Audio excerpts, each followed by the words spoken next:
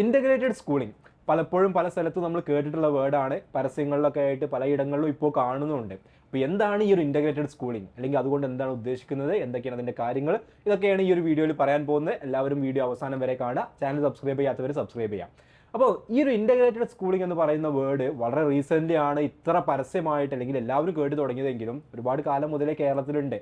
മറ്റ് സംസ്ഥാനങ്ങളിലൊക്കെ ഒരുപാട് വർഷങ്ങൾ മുതലേ സ്റ്റാർട്ട് ചെയ്തിട്ടുള്ള ഒരു സിസ്റ്റമാണിത്. അപ്പോൾ എന്താണ് ഇതുകൊണ്ട് ഉദ്ദേശിക്കുന്നത്? അതായത് നമ്മൾ +1 +2 പലരും പല സ്കൂളുകളിൽ പോയി പഠിക്കും. അപ്പോൾ ഇൻ്റഗ്രേറ്റഡ് സ്കൂളിംഗ് എന്ന് പറയുന്നത് +1 +2ൻ്റെ കൂടെ തന്നെ നിങ്ങൾ എൻട്രൻസിന് കൂടി പ്രിപ്പയർ ചെയ്യുന്ന ഒരു സിസ്റ്റമാണ്. സാധാരണ +1 +2 പഠിക്കുന്ന പോലെ എല്ലാ കാര്യങ്ങളും പഠിക്കണം, ആ ലാംഗ്വേജസ് അല്ലെങ്കിൽ അവിടുത്തെ സബ്ജക്റ്റുകളെല്ലാം പഠിക്കണം, ലാബും കാര്യങ്ങളൊക്കെ ഉണ്ടാവും.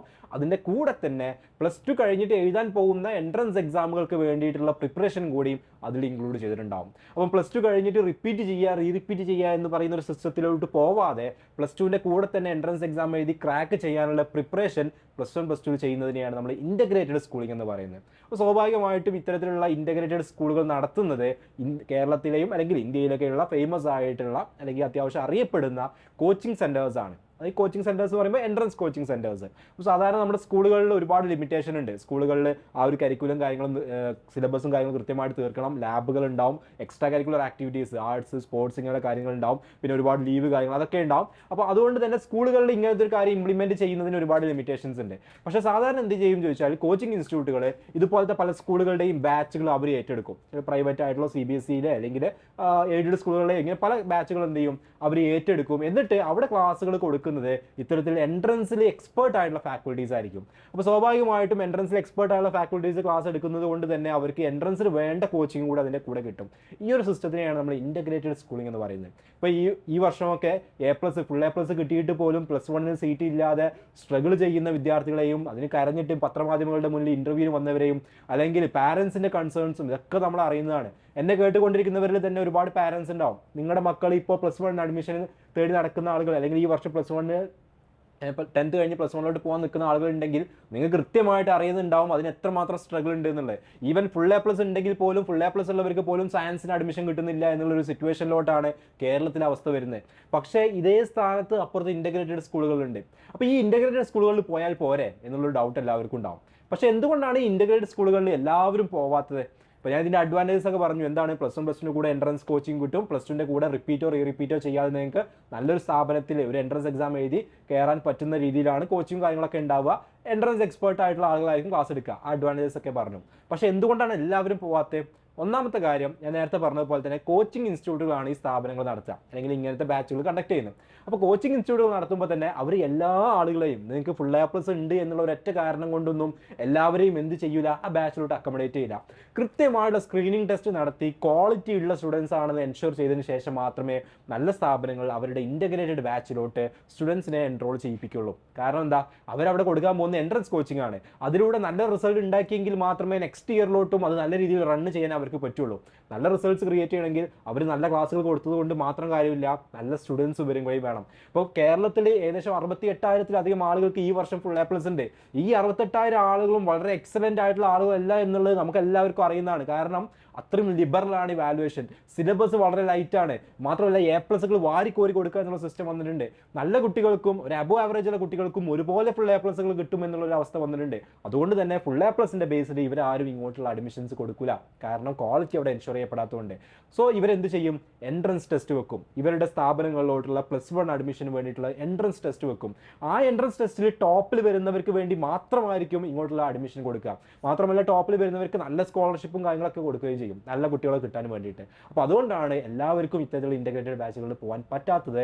അത് സെലക്റ്റീവായിട്ട് ഈ 10th തന്നെ, അതായത് +1 അഡ്മിഷന് വേണ്ടിയിട്ട് അവർ സ്ക്രീൻ ടെസ്റ്റ് നടത്തുക 10th. ഇപ്പം ഈ വരുന്ന ഒക്ടോബർ നവംബറിലൊക്കെ ആയിട്ട് പല സ്ഥാപനങ്ങളും എന്ത് ചെയ്യും, അവരുടെ എൻട്രൻസ് ടെസ്റ്റുകൾ അങ്ങോട്ട് +1 സീറ്റിലോട്ടുള്ള ടെസ്റ്റുകൾ ഇനി വരുന്ന സ്റ്റുഡൻസിന് വേണ്ടിയിട്ട് നടത്തും. അല്ലാതെ 10th കഴിഞ്ഞിട്ടല്ല അതിലോട്ട് ആലോചിച്ച് തുടങ്ങുക. 10th മുതലേ എന്ത് ചെയ്യും, അവർ അതിലോട്ടുള്ള എൻട്രൻസ് ടെസ്റ്റുകളൊക്കെ നടത്തി തുടങ്ങും. അപ്പോൾ ഈ എൻട്രൻസ് ടെസ്റ്റിൽ 10th നല്ല ബ്രില്യൻ്റ് ആയിട്ടുള്ള സ്റ്റുഡൻസിന് അല്ലെങ്കിൽ നല്ല രീതിയിൽ പ്രിപ്പയർ ചെയ്യുന്ന സ്റ്റുഡൻസിനെ ഈ ടെസ്റ്റ് ക്രാക്ക് ചെയ്യാൻ പറ്റുള്ളൂ എന്നുള്ളതാണ്. രണ്ടാമത്തെ ഒരു കാര്യം എന്ന് പറഞ്ഞാൽ ഇവിടുത്തെ ഫീ ആണ്. സാധാരണ നമ്മൾ ഒരു പ്ലസ് 1 പ്ലസ് 2 പഠിക്കുന്നതിലധികം കുറച്ച് ഫീ എക്സ്ട്രാ ഉണ്ടാവും. കാരണം ഇവിടെ പഠിപ്പിക്കാൻ വരുന്ന ഫാക്കൽറ്റീസ് എൻട്രൻസ് എക്സ്പേർട്സ് ആണ്, അതായത് ഹൈ പേയിങ് ഫാക്കൽറ്റീസ് ആണ്, നല്ല രീതിയിൽ സാലറി വാങ്ങുന്ന, മണിക്കൂറുകൾക്ക് നല്ല രീതിയിലുള്ള എമൗണ്ട് വാങ്ങിക്കുന്ന ഫാക്കൽറ്റീസ് ആണ്. അപ്പോൾ അതുകൊണ്ട് തന്നെ ആ ഒരു കോസ്റ്റ് അവിടെ വരുന്നത് കൊണ്ട് നല്ല രീതിയിലുള്ള ഫീ ഇതിനുണ്ടായിരിക്കും. സ്റ്റുഡൻസ് വലിയൊരു ഫീ അടക്കേണ്ടി വരും. മാത്രമല്ല അത് ഹോസ്റ്റലിൽ നിന്നാണ് പഠിക്കുന്നതെങ്കിൽ, ഇപ്പോൾ നമ്മുടെ വീടിന് തൊട്ടടുത്ത് തന്നെ നല്ലൊരു ഇൻ്റഗ്രേറ്റഡ് സ്ഥാപനം ഉണ്ടായിരിക്കണമെന്ന് നിർബന്ധമില്ല. അപ്പോൾ നമ്മൾ കുറച്ച് അകലെ പോവുകയാണെങ്കിൽ അവിടെ ഹോസ്റ്റലിൽ താമസിക്കേണ്ടി വരും. അപ്പോൾ ഹോസ്റ്റൽ ഫീ, അവിടുത്തെ ഫുഡ് കാര്യങ്ങൾ, അതിൻ്റെ എക്സ്പെൻസും വരും. അപ്പോൾ എന്ന് വെച്ചിട്ടുണ്ടെങ്കിൽ നമുക്ക് സാധാരണ സ്കൂളിൽ പഠിക്കുന്നതിനേക്കാളും കുറച്ചധികം എക്സ്പെൻസ് ഈ 2 വർഷത്തേക്ക് വരുന്നു എന്നുള്ളതാണ്. അപ്പോൾ ഈ എക്സ്പെൻസ് വരുന്നതുകൊണ്ട് തന്നെ ഇത് എല്ലാവർക്കും ഒരു പക്ഷേ താങ്ങാൻ പറ്റുന്നതായിരിക്കുമെന്ന് നിർബന്ധമില്ല. കാരണം സ്കൂളിൽ നമുക്ക് ഫ്രീ എഡ്യൂക്കേഷൻ കിട്ടുന്നു, ഇവിടെ നമ്മൾ എക്സ്പെൻസ് കൊടുക്കേണ്ടതുണ്ട്. അപ്പോൾ അതുകൊണ്ട് തന്നെ ഈ ഒരു ഫീ എല്ലാവർക്കും താങ്ങാൻ പറ്റിക്കോളണമെന്നില്ല. പക്ഷേ അവിടെയാണ് നേരത്തെ ഞാൻ പറഞ്ഞ എൻട്രൻസ് ടെസ്റ്റിന് ഇമ്പോർട്ടൻസ് വരുന്നത്. അതായത് ഇത്തരം സ്ഥാപനങ്ങളിലോട്ട് കയറ്റാൻ വേണ്ടിയിട്ട് ഇവരൊരു എൻട്രൻസ് ടെസ്റ്റ് നടത്തുന്നത് ഞാൻ പറഞ്ഞു. ആ ടെസ്റ്റ് നടത്തുക 10th പഠിച്ചുകൊണ്ടിരിക്കുന്ന സമയത്താണ്. അതായത് ഈ വർഷം ഇപ്പോൾ പഠിച്ചുകൊണ്ടിരിക്കുന്നവർക്ക് ഈ ഒക്ടോബറിലും നവംബറിലും ഡിസംബറിലൊക്കെ ആയിട്ട് എന്ത് ചെയ്യും, പല സ്ഥാപനങ്ങളുടെയും ടെസ്റ്റ് വരും. അപ്പോൾ ഈ ടെസ്റ്റിൽ നിങ്ങൾ ടോപ്പിൽ വരികയാണെന്നുണ്ടെങ്കിൽ നിങ്ങൾക്ക് ഫീ ഒരുപാട് വലിയ രീതിയിലുള്ള സ്കോളർഷിപ്പ് കിട്ടും. മാത്രമല്ല വലിയ രീതിയിലുള്ള ക്യാഷ് പ്രൈസുകളും നിങ്ങൾക്ക് അങ്ങോട്ട് കിട്ടുന്ന ഒരു അവസ്ഥ വരും. പക്ഷേ നിങ്ങൾ എന്ത് ചെയ്യണം, ആ ടെസ്റ്റിൽ ടോപ്പിൽ വരണം. ആ ടെസ്റ്റിൽ ടോപ്പിൽ വരിക എന്ന് പറഞ്ഞാൽ വെറുതെ പോയി എഴുതിയിട്ടുണ്ടെങ്കിൽ ഒരിക്കലും വരില്ല എന്നുള്ളത് നമുക്ക് എല്ലാവർക്കും അറിയാം. കാരണം അത്രമാത്രം കോമ്പറ്റീഷൻ ആണ് അല്ലേ. കേരളത്തിൽ മാത്രം എടുത്ത് നോക്കുകയാണെങ്കിൽ തന്നെ ലക്ഷക്കണക്കിന് വിദ്യാർത്ഥികളുണ്ട്, വലിയ രീതിയിലുള്ള കോമ്പറ്റീഷൻ വരും. അപ്പോൾ എങ്ങനെയായിരിക്കും നമുക്ക് അതിൽ ടോപ്പിലെത്താൻ പറ്റുക? ആ എക്സാമിന് ചോദിക്കുന്നത് നിങ്ങൾ 10th 9th 8th പഠിക്കുന്ന കോൺസെപ്റ്റ് തന്നെയാണ്. പക്ഷേ അതിന് ഒബ്ജക്റ്റീവ് ടൈപ്പ് ക്വസ്റ്റ്യൻസ് ആയിരിക്കും ചോദിക്കുക, multiple choice questions. Time limitation ഉണ്ടായിരിക്കും. പ്രോപ്പറായിട്ട് എൻട്രൻസ് എക്സാം എങ്ങനെയാണോ നടക്കുക അതേ രീതിയിലായിരിക്കും നടക്കുക. സ്വാഭാവികമായിട്ടും സ്കൂളിലെ ബോർഡ് എക്സാം മാത്രം എഴുതി പരിചയമുള്ള, ക്വാർട്ടർലി എക്സാമും ഹാഫ് ഇയർലി എക്സാം മാത്രം എഴുതി പരിചയമുള്ള നമ്മൾ പോയിട്ട് എൻട്രൻസ് എക്സാം എഴുതുമ്പോൾ അത് നമുക്ക് പരിചയമില്ല എങ്കിൽ നമുക്ക് അവിടെ എക്സൽ ചെയ്യാൻ പറ്റില്ല. 8th 9th 10th concept strong ആയിട്ട് അറിയില്ല എന്നുണ്ടെങ്കിൽ നമുക്ക് ആ എൻട്രൻസ് എക്സാം ക്രാക്ക് ചെയ്യാൻ പറ്റില്ല.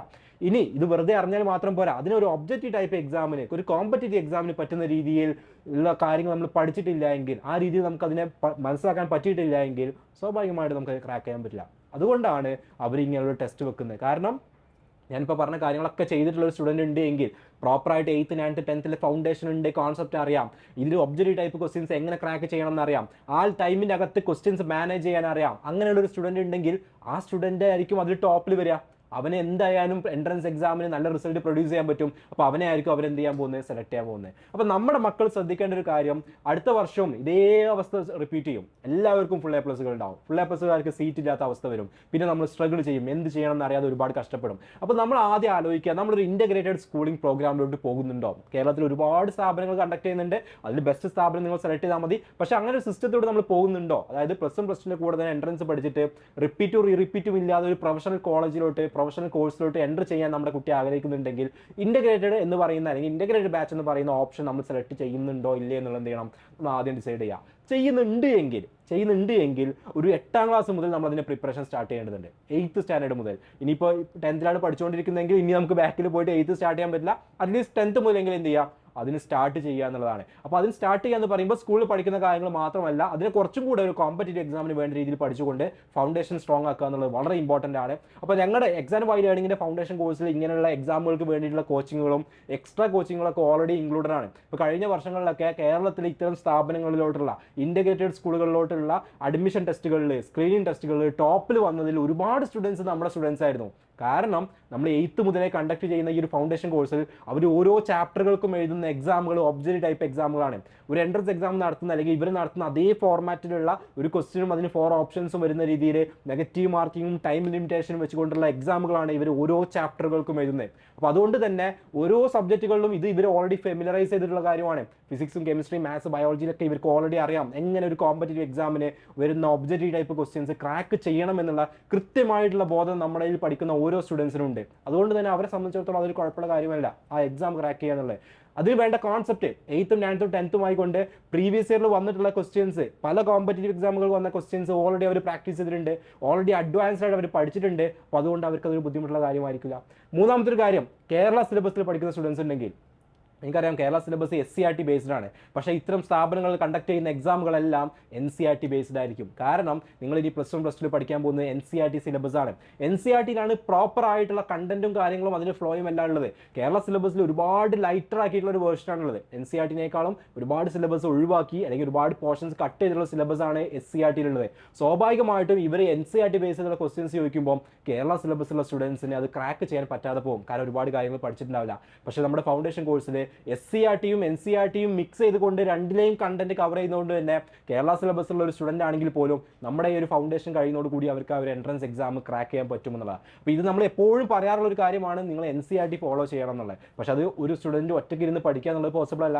ഓൾറെഡി സ്കൂളിൽ SCRT പഠിപ്പിക്കുന്നുണ്ടാവും, കാര്യങ്ങൾ പഠിക്കാനുണ്ടാവും. അപ്പോൾ അതുകൊണ്ടാണ് നമ്മുടെ കോഴ്സിൽ എന്ത് ചെയ്തത്, രണ്ട് സിലബസ് കൂടി കമ്പൈൻ ചെയ്തിട്ട് നിങ്ങൾക്ക് പഠിക്കേണ്ട കാര്യങ്ങൾ സിസ്റ്റമാറ്റിക് ആയിക്കൊണ്ട് സ്ട്രക്ചർ ചെയ്തുകൊണ്ട് ഡെവലപ്പ് ചെയ്തിട്ടുള്ളത് അതിന് വേണ്ടിയിട്ടാണ്. അപ്പോൾ ഇങ്ങനെ പ്രിപ്പയർ ചെയ്യുന്ന ഒരു സ്റ്റുഡൻറ്റിനാണ് ഒരു എന്തായാലും ഒരു 10th എഴുതുന്ന ഇത്തരത്തിലുള്ള സ്ക്രീൻ ടെസ്റ്റുകൾ ക്രാക്ക് ചെയ്യാൻ പറ്റുകയും ഇൻ്റഗ്രേറ്റഡ് ബാച്ചുകളിൽ അഡ്മിഷൻ കിട്ടുകയും ചെയ്യാം. ഇനി അല്ല എന്നുണ്ടെങ്കിൽ നിങ്ങൾക്ക് ഹ്യൂജ് ഫീസ് കൊടുക്കേണ്ടി വരും. അപ്പോൾ നിങ്ങൾക്ക് ഈ ഒരു എൻട്രൻസ് ടെസ്റ്റിൽ നമ്മുടെ സ്റ്റുഡൻസ് നന്നായി പ്രിപ്പയർ എഴുതുന്നതുകൊണ്ട് തന്നെ അവർക്ക് ഹ്യൂജ് എമൗണ്ട് സ്കോളർഷിപ്പ് കിട്ടുകയാണ്. അവർക്ക് വലിയൊരു എക്സ്പെൻസ് ഇല്ലാതെ തന്നെ ഇത്തരത്തിലുള്ള ബാച്ചുകളിൽ +1 +2 പഠിക്കാനുള്ള ഓപ്പർച്യൂണിറ്റീസ് കിട്ടുകയാണ്. അല്ലാത്ത സ്റ്റുഡൻസ് ലക്ഷങ്ങൾ മുടക്കുമ്പോൾ നമ്മുടെ സ്റ്റുഡൻസിന് വളരെ കുറഞ്ഞ ഫീസിൽ അവിടെ പഠിക്കാൻ പറ്റുന്നുണ്ട്. അപ്പോൾ ഇത്തരത്തിലുള്ള ഒരുപാട് ഓപ്പർച്യൂണിറ്റീസ് നമ്മുടെ മുന്നിലുണ്ട്. അപ്പോൾ എന്താണ് ഇൻ്റഗ്രേറ്റഡ് സ്കൂളിംഗ് എന്നുള്ളത് കൃത്യമായിട്ട് നമ്മൾ മനസ്സിലാക്കണം. അപ്പോൾ നിങ്ങളൊരു എൻട്രൻസ് എക്സാം ക്രാക്ക് ചെയ്യണം എന്നാണ് നിങ്ങളുടെ ഉദ്ദേശമെങ്കിൽ ഇത്തരത്തിലുള്ള സ്ഥാപനങ്ങളിൽ പോയി ഇൻ്റഗ്രേറ്റഡ് ബാച്ചിൽ കയറി പഠിക്കുക എന്നുള്ളത് നല്ലൊരു ഓപ്ഷനാണ്. കാരണം നമുക്ക് റിപ്പീറ്റോ ഇല്ലാതെ തന്നെ ഈ 2 വർഷം കൊണ്ട് നമുക്ക് ഫുൾ കാര്യങ്ങൾ പഠിച്ച് എൻട്രൻസ് എക്സാം ക്രാക്ക് ചെയ്യാൻ പറ്റും. പക്ഷേ അതിനുള്ള പ്രിപ്പറേഷൻസ് നമ്മൾ നേരത്തെ തുടങ്ങണം. എന്നാൽ മാത്രമേ